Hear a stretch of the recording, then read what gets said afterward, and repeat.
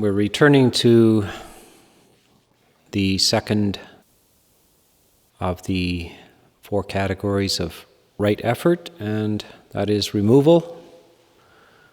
And there are numbers of ways of removing unwholesome mental states which have arisen.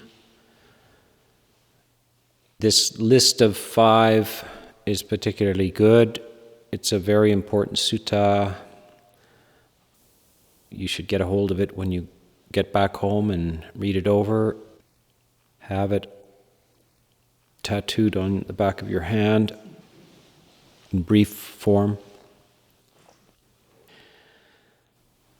We talked yesterday about 2 of them. The first one was simply substitution, so replacing unwholesome mental states with their opposite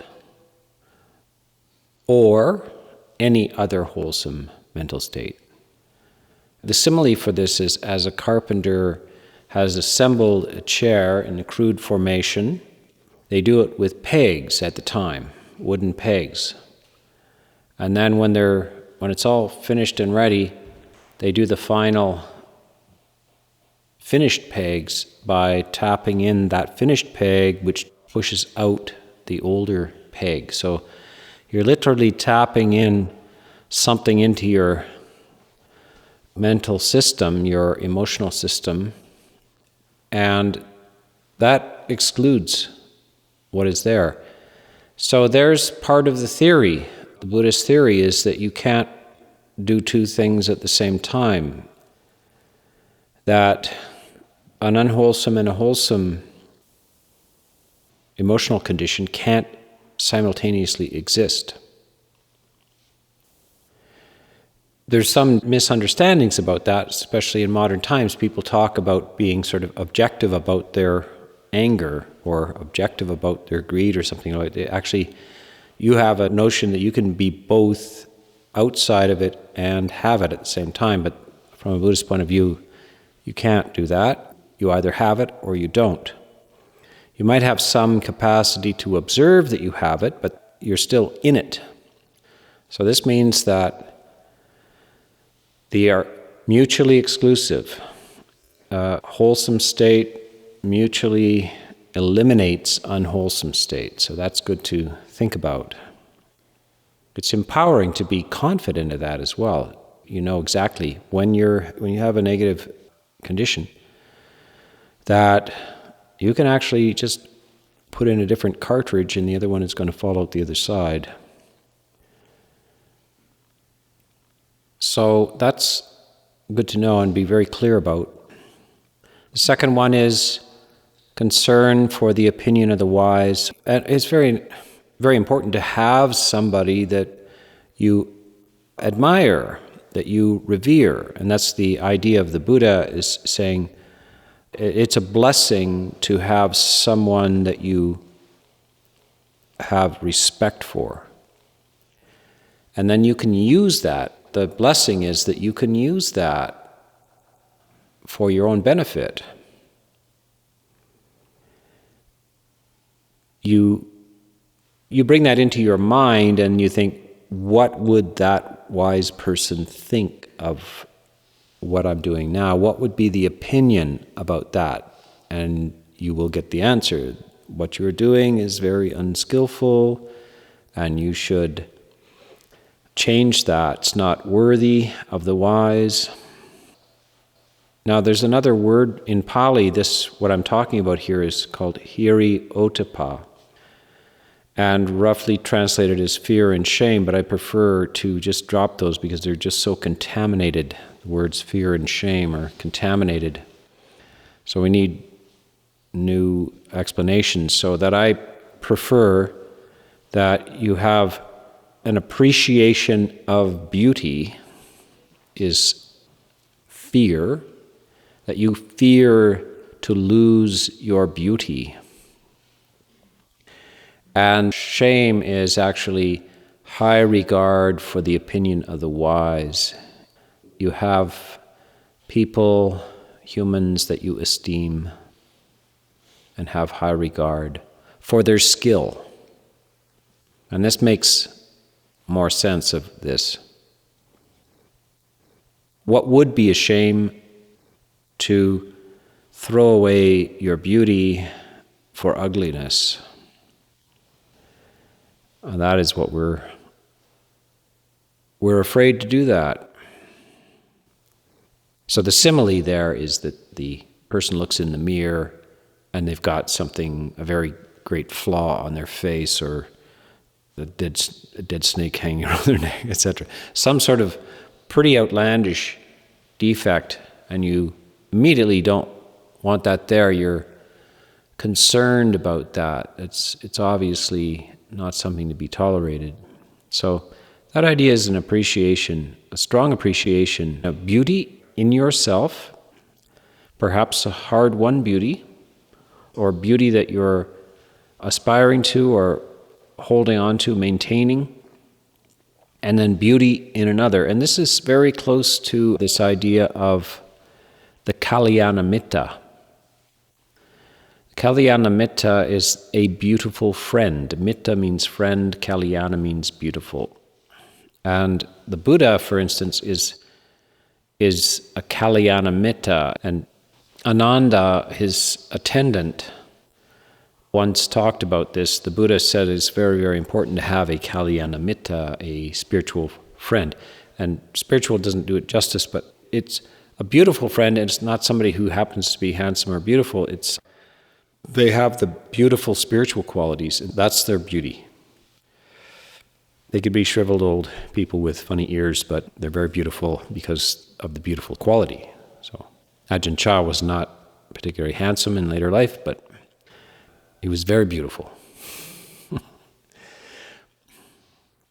And so you can see this beautiful friend has regard for you, and you have regard for their opinion.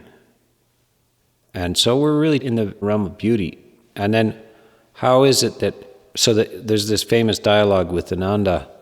He says to the Buddha, I think that having a Kalyana Mitta, a beautiful spiritual friend, is half of the path.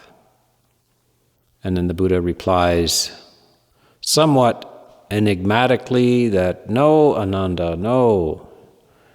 A beautiful friend is the whole of the path. And then the Buddha's always doing this. He's always giving you, wait a sec, I thought you said no one else can do it for you. You have to walk the path yourself. And now you're telling me that the spiritual friend is 100% of the path. Well, how does that work? Usually the story, if people are repeating it, that it ends there, it says, but the Buddha does go on to explain it. That what happens is that you begin to embody the same spiritual qualities that the spiritual friend has. You internalize these qualities. And so they become yours. So it's actually, the Kalyana Mitta it's not a person outside of you, it is just these beautiful qualities which arise eventually within you. And that's how this process works. But if you don't have an idea and an admiration for these beautiful qualities, they can't rise within you. And so this is what Hiri Ottappa really means, is the emulation and practice.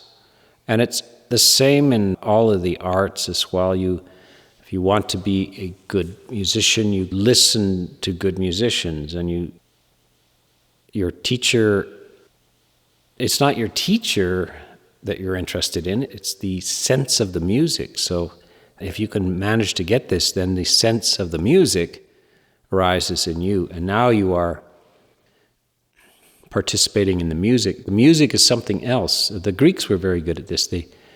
They have names for these qualities that they're usually represented as gods, Dionysius and etc. They are personalizations or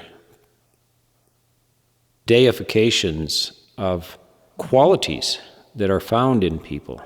And they imagine it as a guy with a name, or a woman, a goddess with a name, and that is the goddess of such and such, the goddess of love, whatever. But there's no such thing embodied It's embodied, it arises within individuals.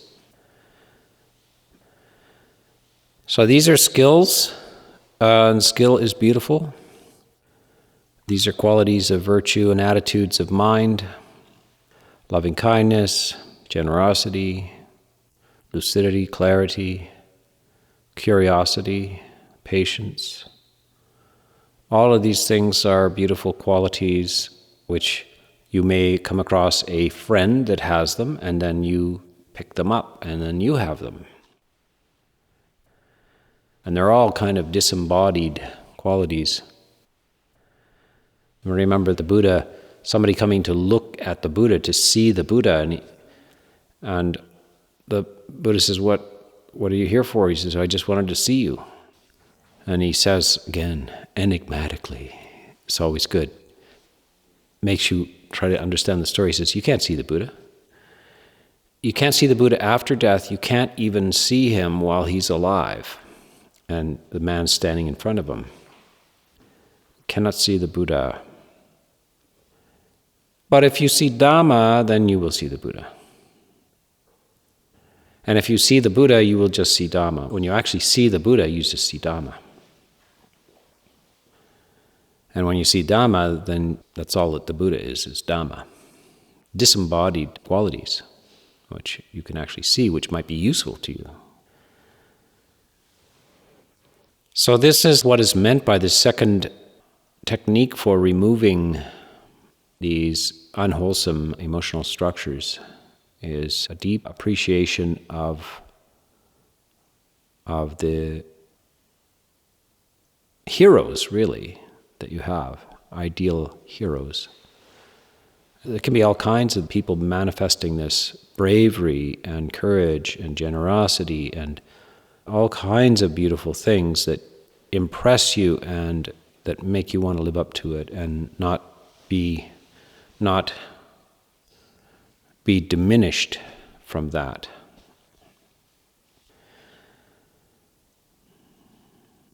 The next removal structure is simply distraction. Whatever the object is that is either causing you aversion or desire, one averts one's gaze from it. But that could be, you might not be actually looking at this thing with your eyes, it's in your head. It's an old argument that you had. It's an old idea you had that you saw in a picture of a red Corvette or something like this, etc. So you have this. So one way is to avert your gaze from that, to change, just to distract yourself. There's a kind of an interesting story I think it's in the Visuddhimagga, about monks using this technique. So monks have, at the time of the Buddha and still to this day, they have a little shoulder bag called at least in Thai, a yam. And that has got most of your minimal kind of gear in it. Your toothbrush and your glasses and maybe your razor and a bunch of things. It's like a purse, basically a man purse, a monk purse. It is your monk purse, yeah. So whatever things you have are in that bag. And so the monk is drifting in his mind. Perhaps he's just newly ordained, and he suddenly recalls with great vividness his girlfriend. And then he thinks, I don't know, starts remembering, so catches himself. So they advise the monk then he takes his shoulder bag and he takes all of the contents out of the shoulder bag and he tidies everything up, cleans it all up, and then turns the bag inside out, gets everything out of there nice and tidy and neat, and then puts everything back in. And that interruption is enough to cease with the little story about his ex-girlfriend, He's back. So this is a very useful realization that you should have some stuff up your sleeve, not stuff, but and not up your sleeve, but you know what I mean. You should have some strategies, some tactics for distracting yourself.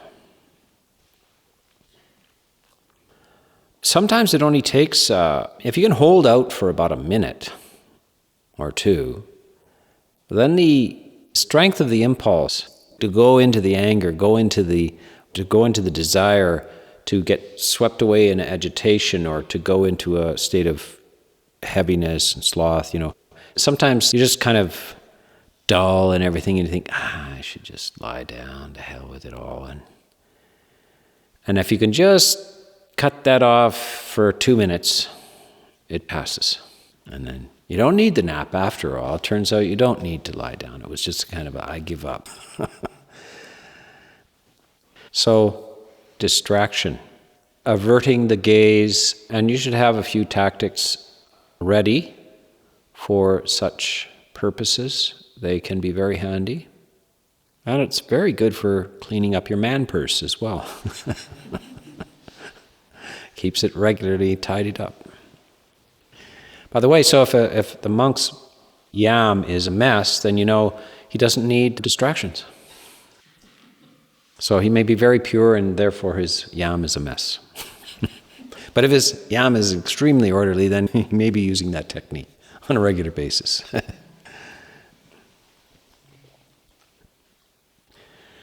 That technique is actually used a lot in reverse by people, isn't it? When you're supposed to get your essay done, that's the time when you decide to bake an apple pie. That's the time when you decide you're procrastinating. You're supposed to be doing something, a duty, a wholesome duty, and you reverse the thing and distract yourself with some unwholesome or interruptive kind of process instead of actually getting what you're supposed to be doing done. So it's very interesting how we know about this distraction technique. And we just use it in reverse to actually keep us on track.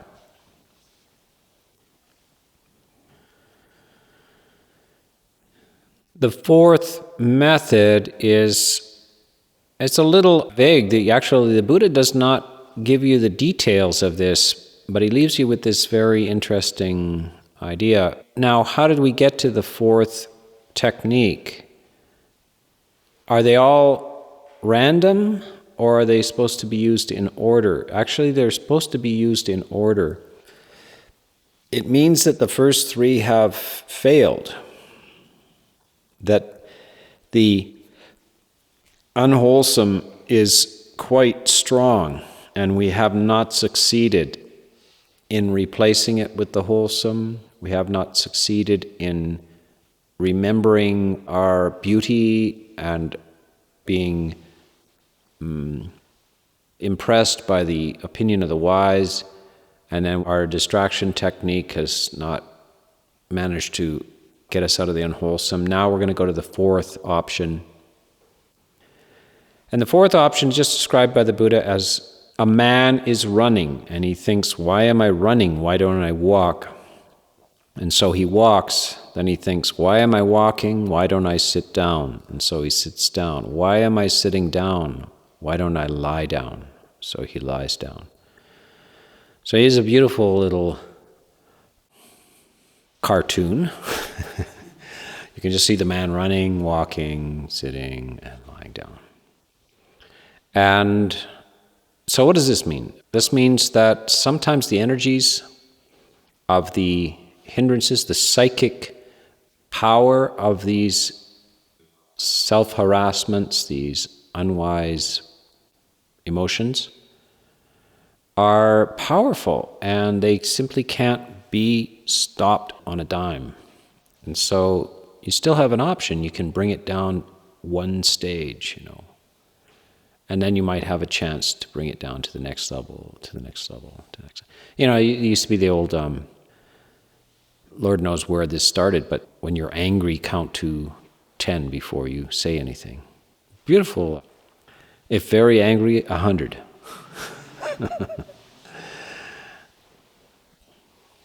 So this is the structure of, at least we could deflate it somewhat if we can reduce the energy we might have a chance at the next stage to bring it to a halt. But if not, then we go down. So there's a lot of possible, you can fill in the blanks there.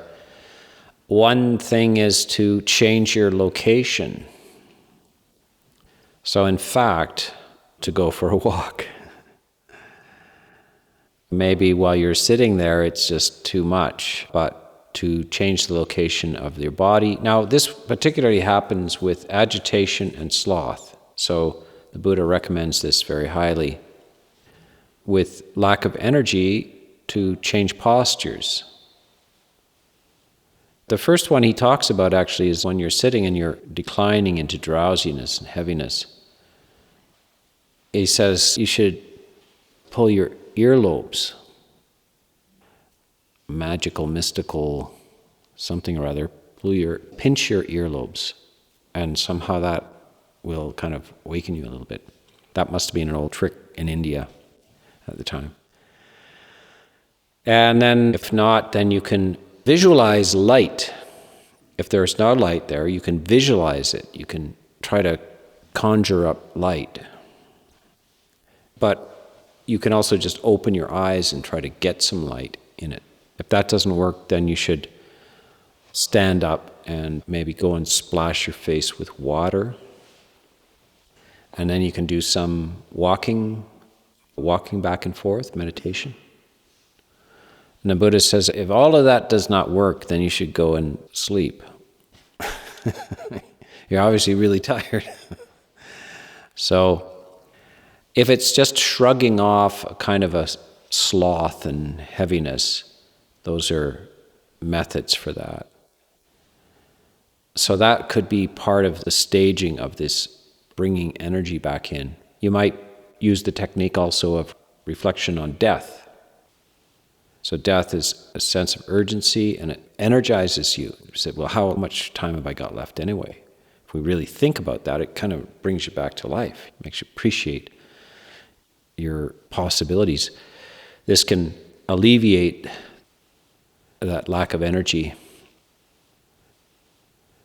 There are different tricks that would apply to each of the hindrances as well. Bringing anger down, you can reflect on how the anger, bringing it down, you can start reflecting on how do you feel? How does it really actually feel in your body? And you'll notice very clearly that it's unpleasant. It's like an illness. The Buddha always compares the feeling of anger to an illness. And of course, when you get over anger, you get the same effect as getting over an illness. It's like getting over the flu. It feels really good not to have the flu.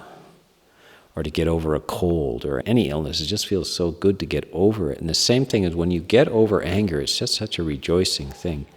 If you have a little squabble with a friend, and then you're kind of miffed for 2 hours and everything, or a day or 2 days or something, and then you'd start talking and you think, what the hell were we thinking? What was this all about anyway? You give each other a hug and, it's all over. You feel this incredible sort of how much better it feels, how good it is to be over that anger.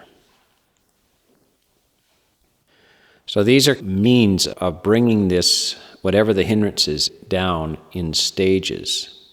If we can't do it immediately, we can try to do it in stages and then eventually get there.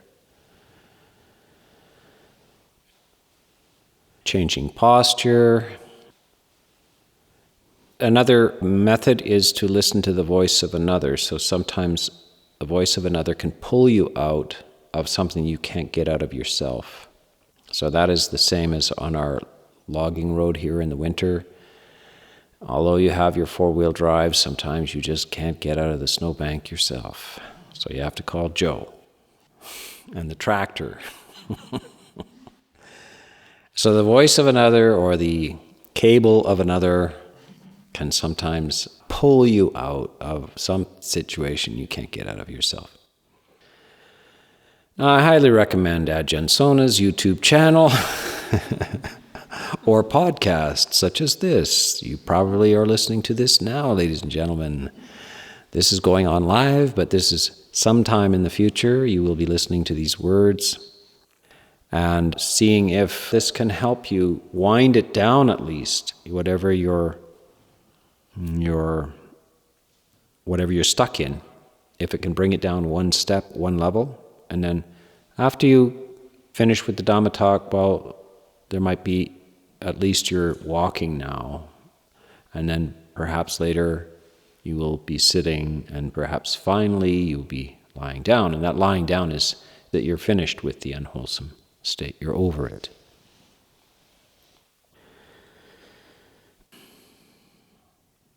The last of these, and it's quite startling for many Buddhists to come across this, but the Buddha recommends, he says, as a strong man holds down a weaker man, one clenches one's teeth, puts the tongue to the roof of the mouth, and suppresses with all her might, crushes this anger, this greed, this agitation, this is your last resort.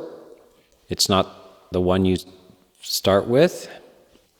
It's your last resort, but don't let this thing run away with you. Don't act on it. Don't speak on it. Don't go with it. And it's showing you that this is just not going to run your inner life, and that you can use sheer willpower as well. The other ones are more skillful and preferable, but this is the last resort, and you just can't fly off the handle. This seems to plainly contradict the idea that what one is doing in meditation is simply observing the rise and passing away of things. But no, there's some very dramatic instructions by the Buddha to really wrestle these things down if you have to. This is not watching anything rise and pass away. Now, notice that a lot of these techniques are not totally unknown, especially to special ed teachers. Now, in my day at school, they started with the last one. They started with that. Actually, they didn't even start by wrestling you down. They just smacked you across the back of the head.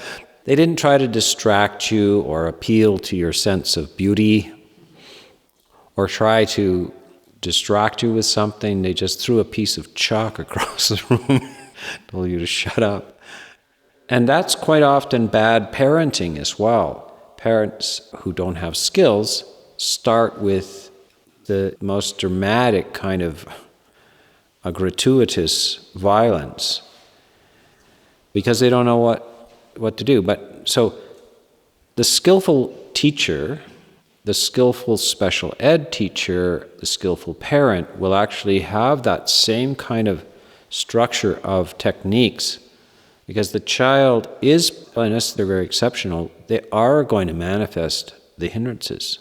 They are going to have these things. And it's going to, if you don't teach them how to manage that, then it's going to be to their detriment. But you're going to start, if the child is angry, then you're going to try to swing that into perhaps the opposite, loving kindness. Well, let's go visit Grandma. You know how you love to visit Grandma. And then the mood changes. They had a quarrel with their little neighbor or whatever, and let's go over see Grandma. So then there's this mood change, a substitute, a positive thing. And then later on, perhaps, then they get over it because they like to play with the kid next door, and then they finally, the little quarrel doesn't last, and then they're back playing with it. And they discover also how good it feels to get over a grudge and a problem. But anyway, all the way down the line, and in the case of schools these days, they don't, at least I'm not sure how it is in the US, but somewhere around when I was about 15 or 16, they stopped the corporal punishment, the freedom of the teachers to smack you, hit you with things, or take you to the principal's office who would strap you and do this to you and that to you. And somehow they decided after 15 years of this that it was probably not the best thing. Let's quit that. I managed to get all the way through school before they decided not to do that anymore. It's a bit like capital punishment. I think about the same time, almost the same year as they abolished capital punishment in Canada. By the way, if you're American, you might not realize we haven't executed anybody since the early 60s. They decided not to beat up kids and not to kill people in prison. So, but there is this option if you're a special ed teacher that a kid that is absolutely out of control and has not responded to any of the systematically skillful techniques that they're taught to keep these kids that have behavioral difficulties under some control.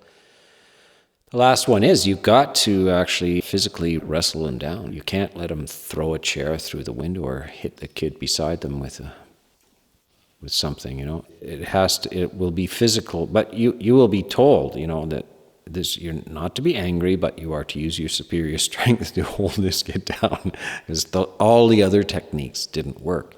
Why are you doing this? Because you simply can't allow this to go out of the boundaries of this.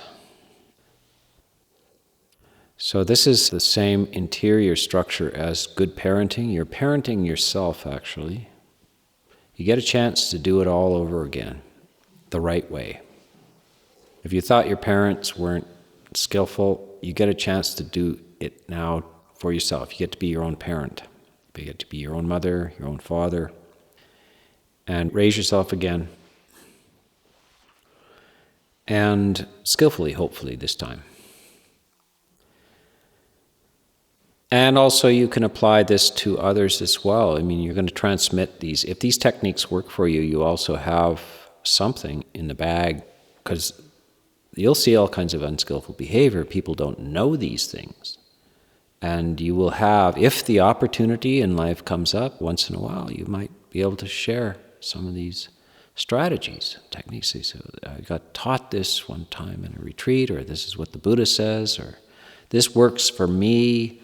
You can try this, and there's a kind of a series of skillful means of dealing with these kind of negative emotions. Very good. So we have come to basically explored at least the first two of right effort, the negative stuff, prevention and removal. And in the future talks, I will be talking about the positive side of this, how to bring into existence and how to maintain, deepen, and cultivate the beautiful, the wholesome mental states, wholesome emotional states. I'll leave that tonight.